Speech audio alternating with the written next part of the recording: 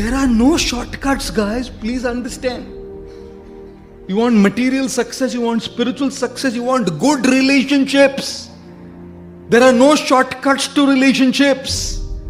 All these Instagram reels and all this short TikTok content and this 30 seconds and 10 seconds and 15 seconds of say I love you, 15 seconds of 15 seconds में थोड़े ही बनता है रिश्ता.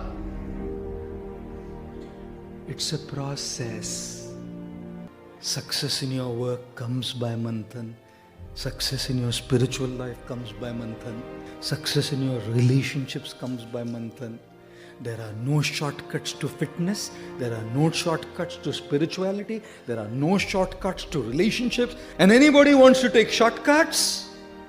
Sorry. You know what you will be? Shortcuts say, we become like a shooting star. Woo? And woo. How many of you seen fitness as a 10 kilo kam ho gaya? You have to eat in a your fitness plan must be a sustainable plan. Shooting star, ऐसा गया और उससे double बाहर आया. Doesn't work.